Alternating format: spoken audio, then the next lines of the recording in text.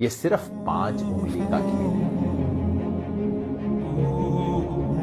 आप सुनते होंगे CAA, NRC, NPR और सोचते होंगे ये खेल क्या है, इतने सब शब्द हैं, समझ नहीं आता। वैसे बड़ा साधारण सा खेल है। मैं आपको समझा देता हूं। ये सिर्फ 5 उंगली का खेल है। 5 उंगली की यात्रा समझ लीजिए, ध्यान से समझिएगा और फिर समझाइएगा भी दूसरों को। ये यात्रा शुरू होगी सबसे छोटी उंगली से। बड़ा साधारण सा काम होगा। अप्रैल के महीने में आपके घर कोई आएगा, सरकारी कर्मचारी, हो सकता है स्कूल के टीचर कोई आए, कहेंगे हमें आपके घर सिर्फ गिनती करनी है कितने लोग रहते हैं। बस नाम पूछेंगे, कब पैदा हुए ये पूछेंगे, ये भी पूछेंगे कि आपके माता पिता चाहे हैं या नहीं है अभी, वो कहां पैदा हुए थे, कब पैदा हुए थे।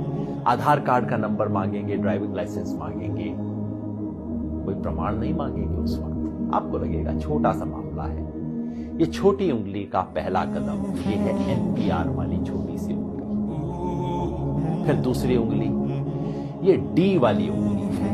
D क्यों?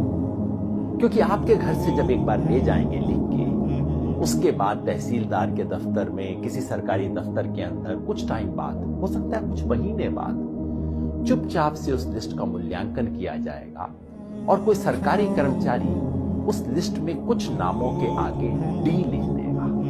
D का मतलब डाउटफुल, डाउटफुल का मतलब संदेहास्पद, जिस पर शक है।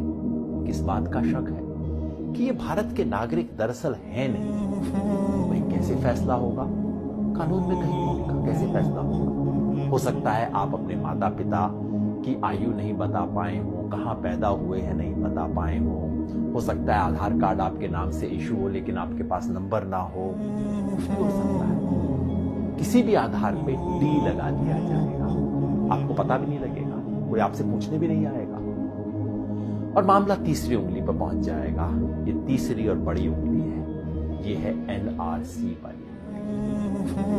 जिन लोगों के नाम के आगे D लगा होगा, समझ लीजिए आपके मोहल्ले में 500 लोग हैं, 1000 लोग हैं, उनमें से 50 के नाम के आगे D लग गया। उन 50 लोगों को चिट्ठी आएगी, पूरे परिवार में नहीं। हो सकता है परिवार में बहू को चिट्ठी आए, बेटे को ना आए, बाप के नाम चिट्ठी आए, पोते के नाम चिट्ठी ना आए।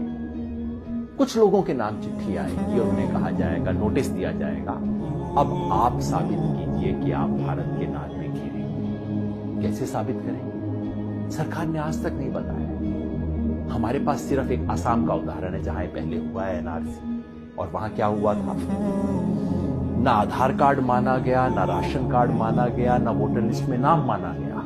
कहा नहीं, ये सब नहीं चलेगा, आप प्रमाण लेके आइए कि आप कहां पैदा हुए थे। आज से 30 साल पहले वोटर लिस्ट में आपका नाम था कि नहीं था, पुरखों का नाम था कि नहीं था, कोई संपत्ति का प्रमाण पत्र लेके आइए। साधारण लोग कहां से जुटाएंगे प्रमाण पत्र? इसके आधार पर उनमें से कुछ लोगों ने जो आधार अपने प्रमाण पत्र नहीं दे पाएंगे, उनका मामला चौथी उंगली पे पहुंच जाएगा। ये चौथी उंगली है फॉरेनर्स ट्राइब्यूनल की। यानी कि कहा जाएगा उस 50 में से समझ लीजिए 10 लोग बच गए जो प्रमाण नहीं दे पाए, जिनके पास कागज नहीं है, 15 लोग बच गए। उनको कहा जाएगा अब आपको आखिरी मौका दिया जा रहा है। ये उंगली आखिरी मौके की उंगली है। आखिरी मौका दिया जा रहा है। फॉरेनर ट्राइब्यूनल है, विदेशियों की अदालत है। अब उसमें जाके आप साबित कीजिए कि आप विदेशी हैं कि नहीं। अगर मुसलमान हैं तब तो कोई चांस ही नहीं है, क्योंकि यहां अब CAA का खेल शुरू हो जाएगा। अगर मुसलमान हैं, आपको विदेशी माना गया है, तो अब आप तो विदेशी हैं ही हैं, चाहे आपके बाप दादा यहां पे 500 साल से 1000 साल से रहते आ रहे। अगर मुसलमान नहीं भी हैं तो पता है क्या है, आपको ये साबित करना पड़ेगा कि आप बांग्लादेश, पाकिस्तान, अफगानिस्तान से आए। अब आप सोचिए, बिहार यूपी में रहने वाले लोग, नेपाल की तराई में रहने वाले लोग, श्रीलंका में रहने वाले लोग, श्रीलंका के पास तमिलनाडु में रहने वाले लोग कहां से साबित करेंगे भाई कि हम पाकिस्तान से आए, बांग्लादेश से आए, अफगानिस्तान से आए? फॉरेनर ट्राइब्यूनल में अगर साबित आप नहीं कर पाए, जो लोग भी साबित नहीं कर पाए, वो लोग विदेशी घोषित हो जाएंगे और मामला अब चौथी उंगली से अब अंगूठे पे पहुंच जाएगा, अंगूठे तले दबने वाला। ये है डिटेंशन सेंटर।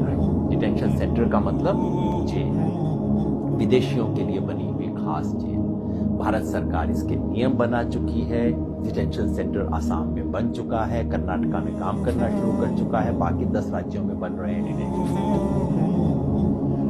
जिस व्यक्ति के पुरख ही पता नहीं कब से यहां पे रहते आ रहे होंगे, उसे अपनी ही मिट्टी में विदेशी बना के डिटेंशन सेंटर में डाल दिया जाए।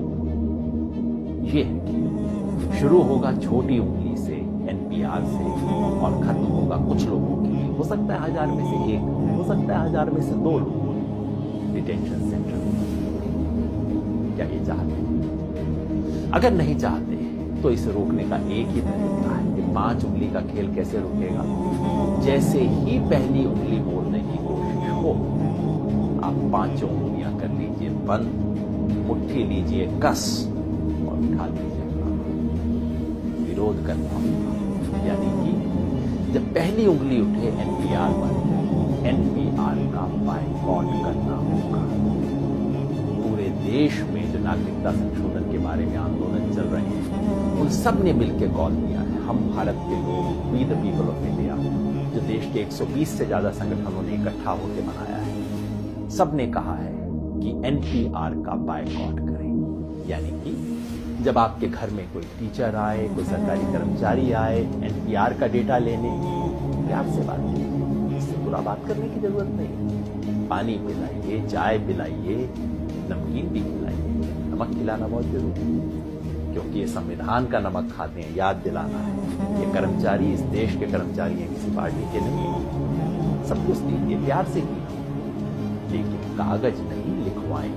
कागज में कोई सूचना नहीं है, क्योंकि एक बार सूचना दी फिर मामला आपके हाथ से बाहर है। कागज नहीं लिखवाएं। और अगर वो कहें कि ये तो कानून है, आपको करना पड़ेगा, उन्हें प्यार से कहिए, मास्टर जी आपकी बड़ी इज्जत करते हैं, लेकिन क्या करें, महात्मा गांधी की इज्जत थोड़ा ज्यादा करें। इस देश के राष्ट्रपिता ने कहा कि अगर कोई असंवैधानिक, अन्यायपूर्ण कानून है, इसका विरोध करना हमारा अधिकार ही नहीं, हमारा कर्तव्य भी है, हमारा हक भी है, हमारा फर्ज भी है। इसी रास्ते पे हमें चलना होगा।